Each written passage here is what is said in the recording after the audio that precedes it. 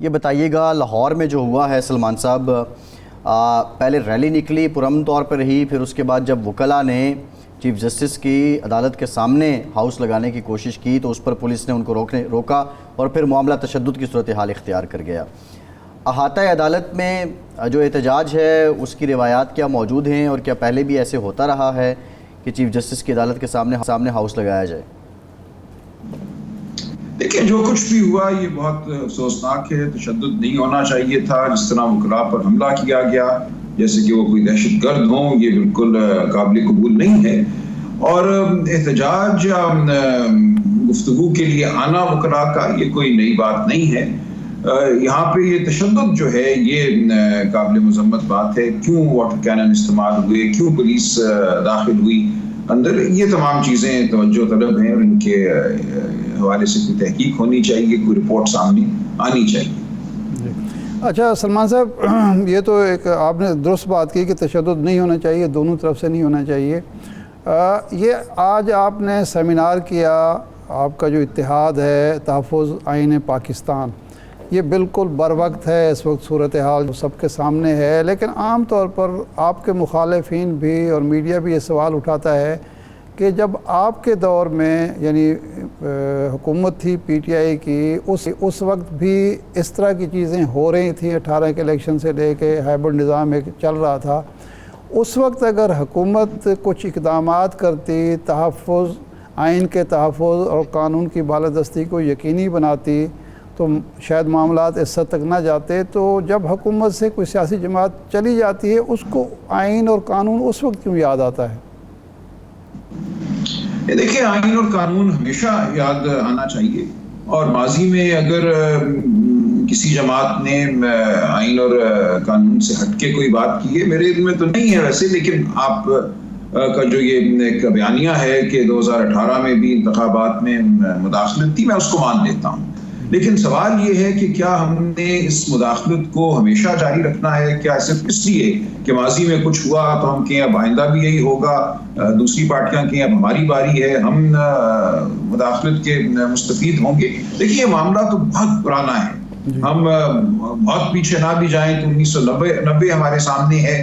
آئی جے آئی کیسے بنی، اصغر خان کیس میں تمام واقعات سامنے آئے، کیسے پیسے بانٹے گئے، جماعتوں کو بنایا گیا۔ تو ہم پچھلے 30-35 سال کو ہی اگر دیکھ لیں، 70-75 سال کو نہیں بھی اگر ہم دیکھتے، تو ہر جماعت جو ہے اس کھیل میں ملوث رہی ہے۔ تو اب میں سمجھتا ہوں تمام جماعتوں کو بیٹھ کر یہ فیصلہ کرنا ہوگا، فرداً اپنے طور پہ بھی اور اجتماعی طور پہ بھی، کہ اس وانڈے مذاق کو اب ختم ہونا چاہیے جو آئین اور پاکستان کے ساتھ ہم کرتے ہیں۔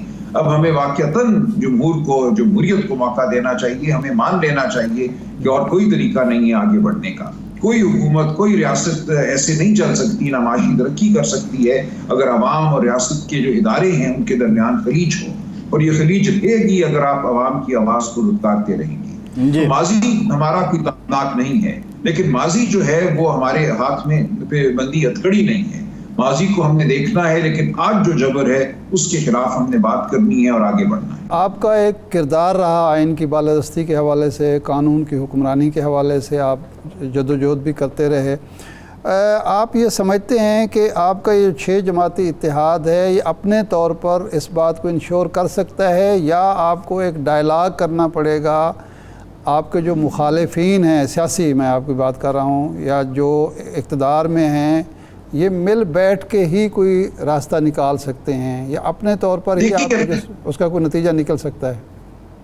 دیکھیں، جو 3 جماعتیں ہیں جو 8 فروری اور 9 فروری کی مستفید ہیں، ان 3 جماعتوں سے بات تب ہوگی جب وہ مانیں گی کہ اب ہمیں آگے بڑھنا ہے، جمہوریت کے لیے آگے بڑھنا ہے، اور ہمیں جو فراڈ ہے یا فریب ہے اس کا مستفید نہیں ہونا۔ اس وقت تو وہ اس موڈ میں نہیں ہے۔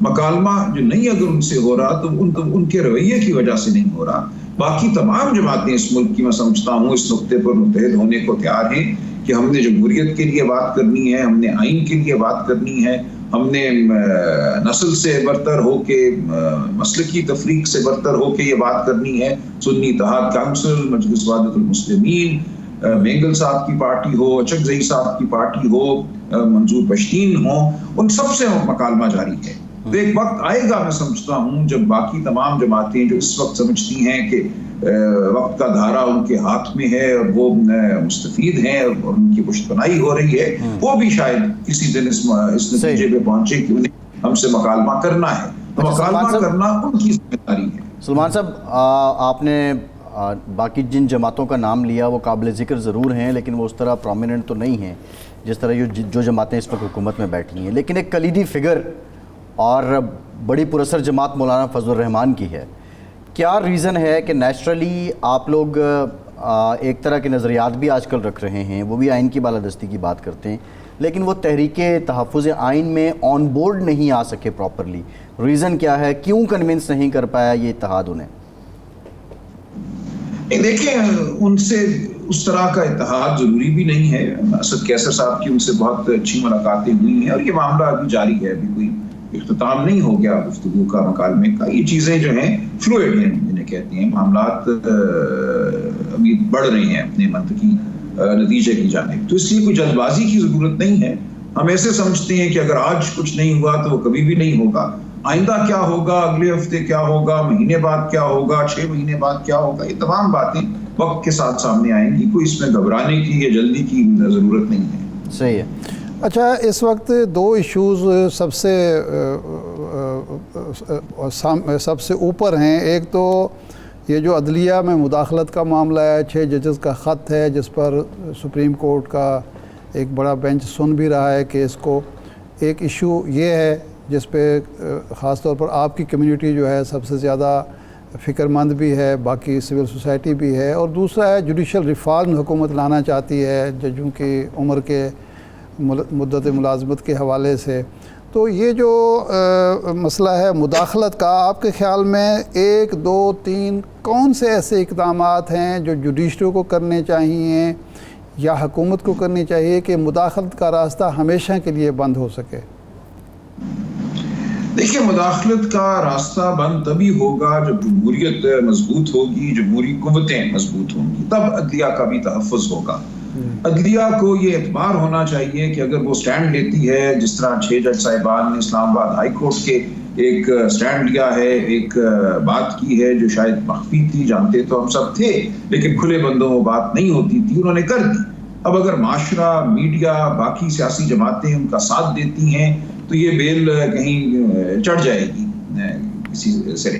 لیکن اگر معاشرہ خوف زدہ ہے، میڈیا خوف زدہ ہے، تابع ہے، تو اس مسئلے کو حل کرنے میں ہمیں بہت مزید وقت لگے گا.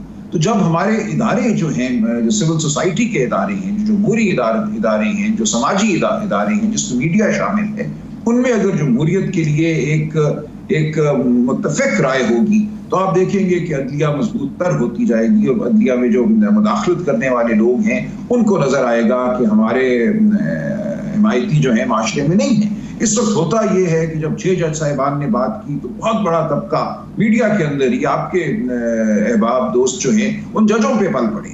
ان کو ثبوت دینا ہوگا، ان کو نوکری سے نکالا جا سکتا ہے، ان کو سپریم جوڈیشل کاؤنسل بھیجو، وہ زندگی اور موت کے فیصلے کرتے ہیں. بہت سے لوگوں نے کہا کہ ان کو اب کٹہرے میں کھڑا کر کے ان سے شہادت گواہی کراؤ، ان سے کوئی ثبوت لائیں کہ کس کے بیڈ روم میں کس نے کیا آلہ نصب کیا. تو اس طرح کا جو رویہ ہے یہ ایک طرح سے حمایت کرتا ہے جبر کی.